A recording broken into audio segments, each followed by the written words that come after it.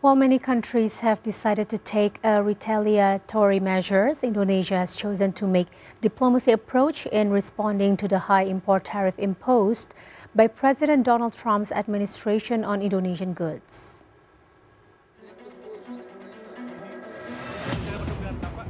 Indonesia is sending a high-level delegation to the United States to hold a negotiation with the U.S. trade officials and try to find mutually beneficial solutions in responding to Trump's 32% tariff on Indonesian goods.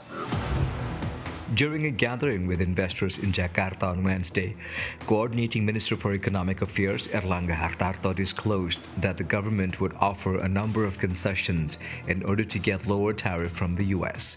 One of the concessions is to ensure that Indonesia's trade and investment policy would meet the U.S. requirements, such as the easing of the domestic component level policy known as the KDN on information and communications technology or ICT goods, Erlangga told investors during the gathering. The policy, which requires technology companies to have 40% of their local components to be made in Indonesia, has hampered U.S. tech giant Apple's investment and sales of its iPhone 16 series.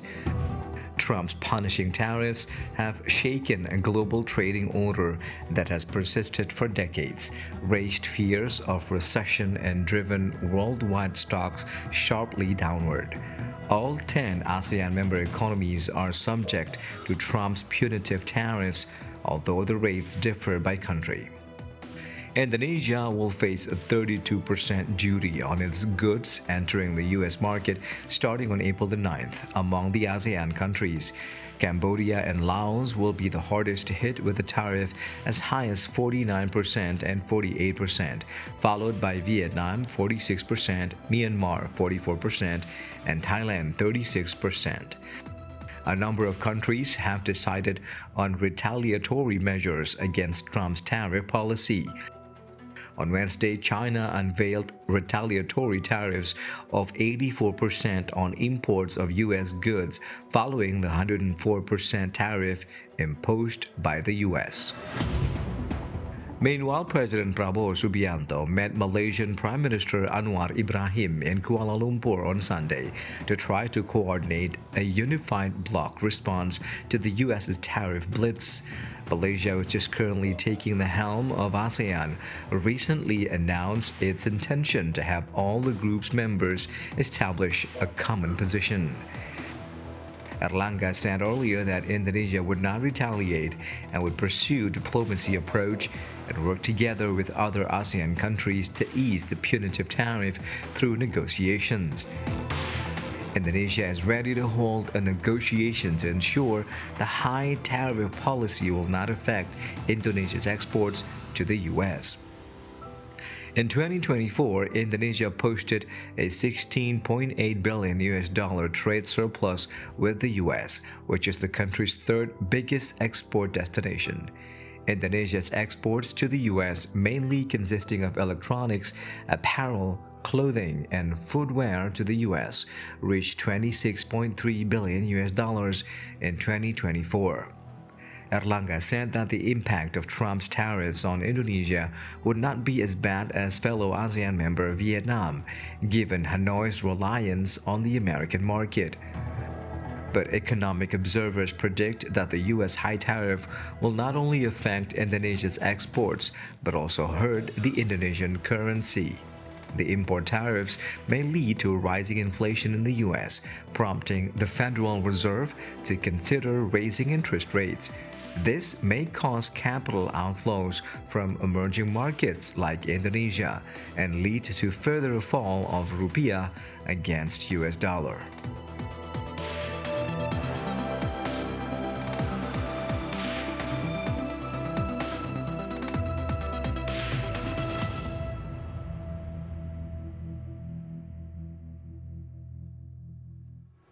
U.S. President Donald Trump recently have decided to impose reciprocal tariffs against its trading partners, including Indonesia, to reduce the country's widening trade deficit.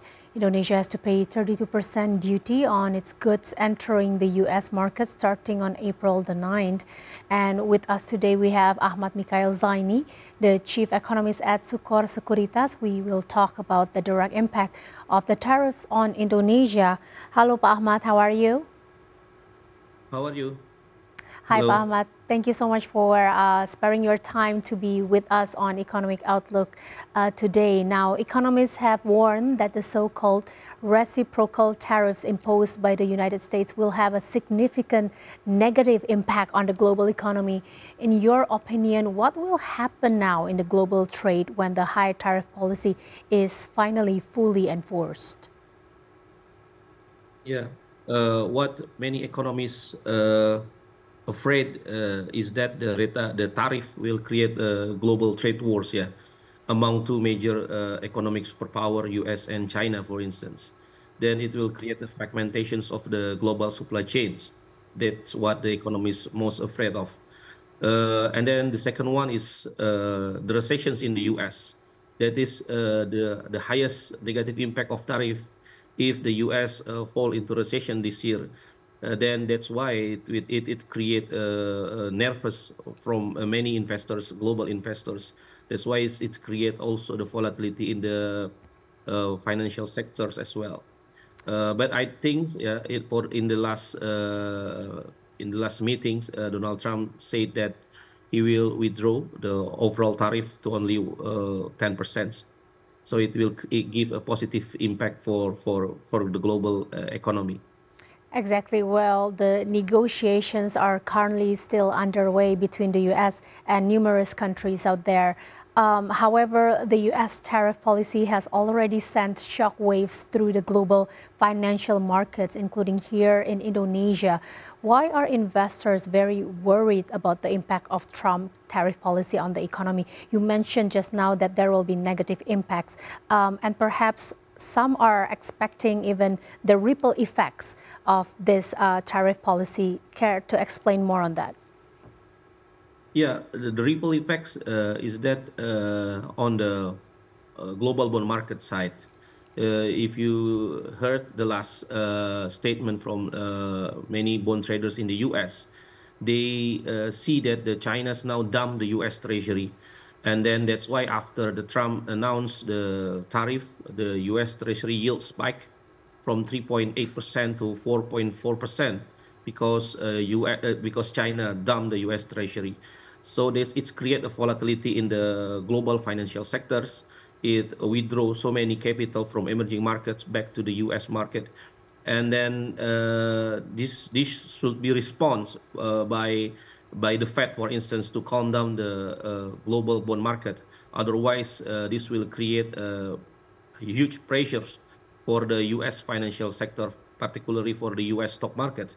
That's why if you look at the S&P 500 as our barometer for the global stock market, it's depressed a lot, yeah, for the last 2 months. We expect that this is the time for the Fed to intervene in the US bond market to calm down the market, to bring down back the US Treasury yield. Then it will create a positive impact for for many emerging market capital market, yeah, for bond and for both for bond and for equity market. I think without the Fed interventions, this will create a havoc in the global financial sector. I see. Well, at the moment, as I mentioned before, that the U.S. have started the negotiations with many countries out there, including Indonesia. However, the retaliation has also begun to intensify global economic turmoil unleashed by Trump's tariffs, as China announced 84% tariffs. What is the impact of the trade war between the world's two economic giants on the global economy? Yes, it will create global supply chain disruptions. Yeah, it will erode the multilateral, and then it will create economic block and fragmenting the global supply chain. Then it will, of course, will increase the overall cost of productions for the manufacturing sectors. So, and then in the final outcome, I think if this escalate continues, I think it will create recessions in the U.S. and it will push down further the slowdown of economy in the China's market, yeah, in the Chinese market. So basically, those two superpower are our major trading partners. So if those two economic powers decline, then I think it will affect also Indonesians' export and then reduce the foreign direct investment to Indonesia. That's what we afraid of from these tariff policies. That is really worrying indeed. Now, the U.S. has also slapped a 32% on Indonesia. How severe is its impact on Indonesian exports, given that the U.S. is the country's third largest export destination? Some of economists have said that this will not affect Indonesia's economy much, but we'd like to know, what is your opinion on this? Yeah. We share the same view with the Asian Development Bank that this will affect insignificantly with Indonesian's economy, yeah, because our export to US only 9.9%. In terms of GDP, our export to US only 2.2% of the GDP. So I think, and then the bulk of our economy is domestic spending, then I think it will affect a little bit to our economy. Then if we can negotiate further to the US, then I think we are in a better shape compared to other countries like Vietnam, for instance, or China, who has significant portions of export in their GDP numbers. So I think I share the same view with the ADB that the tariff will only affect insignificantly with our economy. Now you speak about our neighboring countries, Indonesian competitors. We have Vietnam, Thailand, and India, who are also getting punitive tariffs, even higher than imposed here in Indonesia. With the 32% tariff, do you think that Indonesian goods are still able to compete in the U.S. market later on? Yeah, I think we can still compete with our competitors like Vietnam or India to have a better market shares in the U.S. market, because the tariff is much more lower compared to Vietnam, for instance. And then because most of our product to the U.S. is apparels and then footwears and textile, for instance, we have to compare with others exporters like Bangladesh or Pakistan, who charge with much higher tariff compared to us. Then I think we can add our market share in the U.S. market if we can increase the efficiencies of our product, we can improve the quality of our product. Then I'm quite confident that this tariff will give much more benefit than a negative effect for us. All right. Okay. So last question, Pak Ahmad. Indonesia have decided that we will pursue diplomacy instead of retaliation to address a 32% tariff rate imposed by the Trump administration. Do you think this was the right decision rather than the retaliatory measure? And also on that note, what is the outlook for Indonesia's economy for the rest of the year? Absolutely, yes. Yeah, I believe the negotiation is wiser than retaliations, yeah, because we are not a superpower, and then we can improve our market share to the U.S. market by opening our market to the U.S. product. We can improve or we can increase our import in many U.S. product like defense tools or beef, food, fertilizers, for instance. We can improve our import in those sectors, so it can become our card to negotiate with the U.S.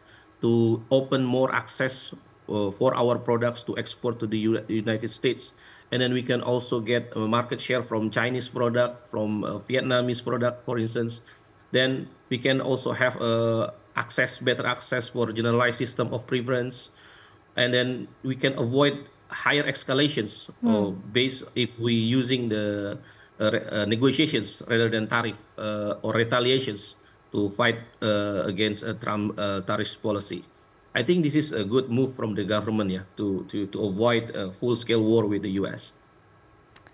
All right, Bapak Ahmad Mikail Zaini, Chief Economist at Sucor Sekuritas, thank you so much for your time here on Economic Outlook. We'll have a chat with you again on our next topic next time. Thank you so much.